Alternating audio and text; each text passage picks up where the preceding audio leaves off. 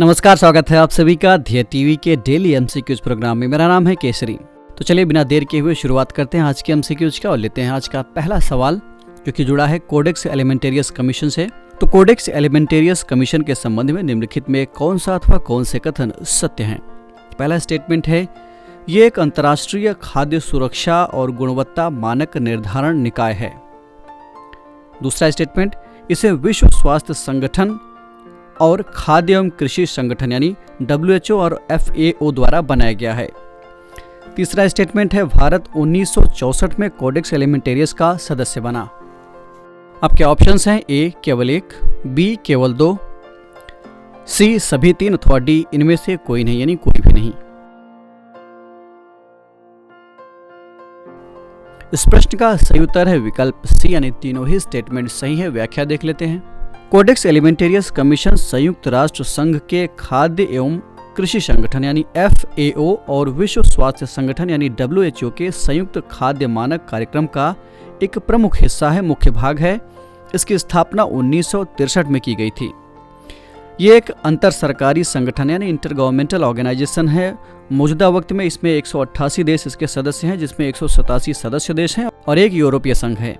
इसका उद्देश्य उपभोक्ता के स्वास्थ्य की रक्षा करना और खाद्य व्यापार में उचित व्यवहार सुनिश्चित करना शामिल है। भारत 1964 में कोडेक्स एलिमेंटेरियस का सदस्य बना। हाल ही में इस आयोग ने रोम यानी जो इटली में है आयोजित अपने 46वें सत्र के दौरान बाजरा पर भारत के मानकों की प्रशंसा की है और बाजरा के लिए वैश्विक मानकों के विकास के उसके प्रस्ताव को स्वीकार कर लिया है। लेते हैं आज का दूसरा प्रश्न। शतरंज से जुड़े ग्रैंड मास्टर के संबंध में निम्नलिखित में कौन सा अथवा कौन से कथन सत्य हैं?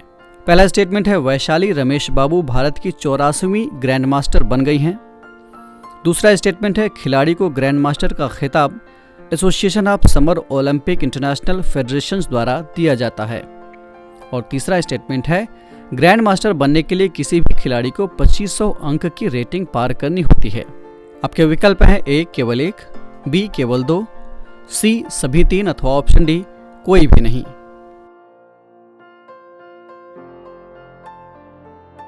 इस प्रश्न का सही उत्तर है विकल्प बी नहीं 2 स्टेटमेंट इसमें से सही है, एक गलत है। कौन सा गलत है इसके लिए देखते हैं एक्सप्लेनेशन को। हाल ही में भारत की वैशाली रमेश बाबू भारत की 84वीं ग्रैंड मास्टर और इस खिताब को हासिल करने वाली भारत की तीसरी महिला बन गई हैं। वैशाली और उनके छोटे भाई रमेश बाबू प्रज्ञानानंद इतिहास में पहली ग्रैंड मास्टर भाई बहन की जोड़ी बन गए हैं, यानी भाई और बहन दोनों ने ग्रैंड मास्टर का खिताब हासिल किया है। ग्रैंड मास्टर शतरंज की दुनिया में दिया जाने वाला सर्वोच्च खिताब होता है। खिलाड़ी को ग्रैंड मास्टर का खिताब शतरंज की सर्वोच्च संस्था विश्व शतरंज महासंघ द्वारा दिया जाता है। विश्व शतरंज महासंघ, जिसे फ्रेंच भाषा में शॉर्ट रूप में FIDE भी कहा जाता है, इसकी स्थापना 20 जुलाई 1924 में की गई थी और अंतर्राष्ट्रीय ओलंपिक समिति ने इसे 1999 में अंतर्राष्ट्रीय खेल महासंघ के रूप में मान्यता दी थी।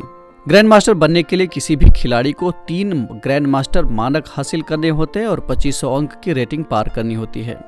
लेते हैं तीसरा प्रश्न। प्लाज्मोडियम परजीवी के संबंध में निम्नलिखित में कौन सा अथवा कौन से कथन सत्य हैं? पहला स्टेटमेंट है, इसकी वजह से मलेरिया नाम की बीमारी फैलती है। दूसरा स्टेटमेंट है, ये सीधे इंसान के फेफड़े पर हमला करता है। ऑप्शन है ए केवल 1, बी केवल 2, सी 1 और 2 दोनों अथवा डी इनमें से कोई नहीं। इस प्रश्न का सही उत्तर है विकल्प ए यानी पहला वाला स्टेटमेंट सही है, दूसरा वाला गलत है। कैसे गलत है इसके लिए देखते हैं व्याख्या को। मलेरिया मादा मच्छर एनाफिलीज के काटने से फैलता है। इस मच्छर में प्लाज्मोडियम नाम का परजीवी, जिसे प्रोटोजोआ कहते हैं, ये पाया जाता है। इसकी वजह से मच्छर के काटने से ये रक्त में कई गुना बढ़ता है और फिर इंसान बीमार पड़ जाता है। तो इजी लैंग्वेज में बताएं आपको तो मलेरिया एक परजीवी है जो रक्त कोशिकाओं यानी ब्लड सेल्स पर हमला करता है और इसे नष्ट करके अपनी संख्या बढ़ाता है। इसके बाद मलेरिया पीड़ितों को काटने वाले मच्छर दूसरों में मलेरिया फैलाते हैं। WHO द्वारा हाल ही में जारी विश्व मलेरिया रिपोर्ट 2023 के मुताबिक 2019 तक दुनिया भर में मलेरिया का फैलाव घट रहा था, लेकिन कोविड महामारी के दौरान फिर से बढ़ने लगा।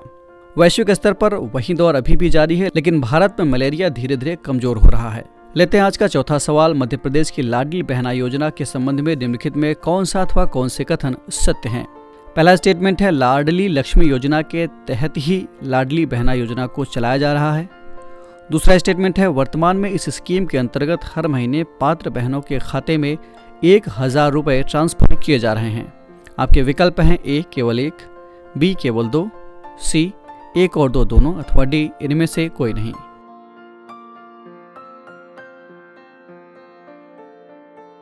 इस प्रश्न का सही उत्तर है विकल्प ए, यानी पहला वाला स्टेटमेंट तो सही है, दूसरा वाला गलत है।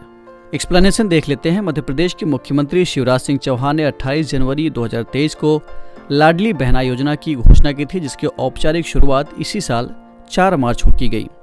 बता दें कि राज्य सरकार की लाडली लक्ष्मी योजना के ही तहत लाडली बहना योजना को चलाया जा रहा है। इस स्कीम के अंतर्गत हर महीने की 10 तारीख को राज्य की पात्र बहनों, प्रदेश की मूल निवासी जो हैं, जिनकी आयु 23 से 60 के बीच है, इन बहनों के खाते में 1250 रुपये, शुरुआत में 1000 था जिसे बाद में बढ़ा करके 1250 रुपये कर दिया गया, यानी मौजूदा वक्त में ये 1250 रुपये है जो खाते में ट्रांसफर किए जा रहे हैं।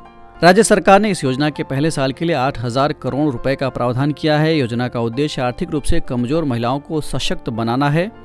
योजना का लाभ मिलने के बाद महिलाओं को विभिन्न क्षेत्रों में आगे बढ़ने का मौका मिलेगा।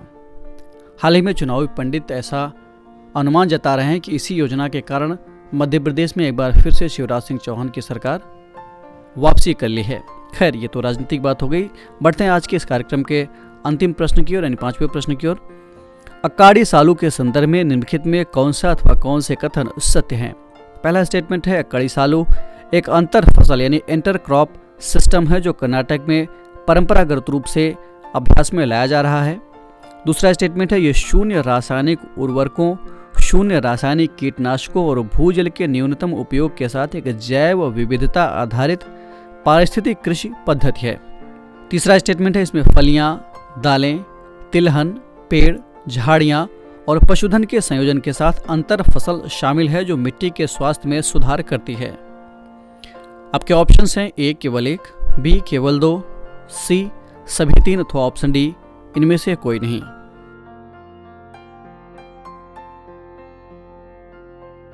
इस प्रश्न का सही उत्तर है विकल्प सी, यानी तीनों ही स्टेटमेंट सही हैं। व्याख्या देख लेते हैं।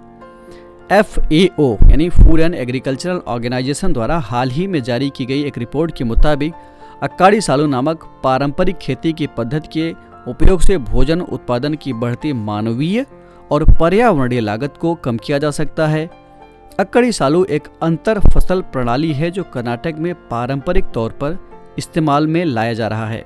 यह विविधता आधारित पारिस्थितिक कृषि पद्धति है। इसमें फसल स्वास्थ्य के संकेतक के रूप में पशुधन, देशी बीज, मिट्टी संवर्धन, जैविक उर्वरक और जैव मार्कर के साथ बहुफसल यानी मल्टी क्रॉप को शामिल किया जाता है। ये कीटनाशकों के उपयोग को कम करके मिट्टी में जीवन को संरक्षित करने में मदद करता है, यानी बड़ा ही इको फ्रेंडली ये क्रॉपिंग या फार्मिंग सिस्टम है। इसमें फलियां, दालें, तिलहन, पेड़, झाड़ियां और पशुधन के संयोजन के साथ अंतर फसल शामिल होती है। तो ये था आज का डेली MCQs कार्यक्रम। कमेंट करके हमें ज़रूर बताइएगा कि आपके 5 में से कितने प्रश्न सही हुए हैं और कितने गलत हुए हैं। और हाँ, अगर आपको ये कार्यक्रम अच्छा लगा तो ध्येय IAS के इस चैनल को लाइक, सब्सक्राइब और शेयर करना ना भूलें। साथ ही बेल आइकन भी प्रेस करें ताकि आपको हमारे आने वाले सभी प्रोग्राम्स का नोटिफिकेशन भी मिलता रहे। हम फिर मिलेंगे एक नए कार्यक्रम के साथ। तब तक के लिए आप जमकर पढ़ते रहिए और बढ़ते रहिए। नमस्कार।